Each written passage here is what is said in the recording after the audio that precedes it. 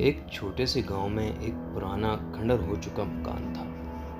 लोग कहते थे कि वहां रात को अजीब अजीब आवाजें आती थी। कभी किसी के रोने की, कभी किसी के चीखने की। कोई भी उस मकान के पास जाने की हिम्मत नहीं करता था।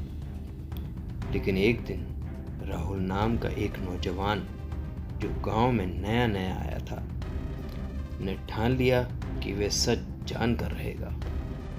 रात के 12 बजे जब चांद बादलों में छिपा था, राहुल उस मकान के अंदर घुस गया। उसके हाथ में सिर्फ एक टॉर्च थी। जैसे ही वो अंदर पहुंचा, दरवाज़ा अपने आप बंद हो गया। उसने पीछे मुड़कर देखा, लेकिन कुछ नहीं दिखाई दिया। टॉर्च की रोशनी में उसी दीवार पर पुराने चित्र दिखे। सब में एक औरत थी जिसकी आंखें काली थी, जैसे कोई आत्मा ना हो।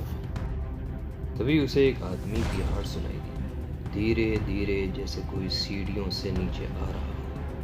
टॉर्च की रोशनी में उसने देखा कि एक काली साड़ी वाली औरत, जिसका चेहरा ढका था, धीरे धीरे उसकी ओर बढ़ रही थी। उसने डरते हुए पूछा, कौन?"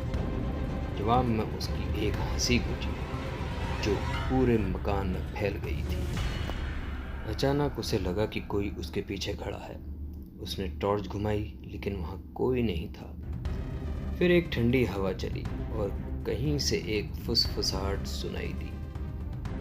"तू यहाँ क्यों आया है?" राहुल का दिल जोर जोर से धड़कने लगा।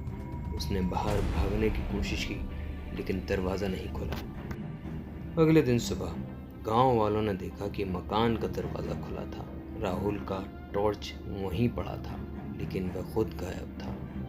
उसके बाद से लोग कहते हैं कि रात को उस मकान से एक नई आवाज़ सुनाई देती है, राहुल की आवाज़, जो मदद के लिए चीख रही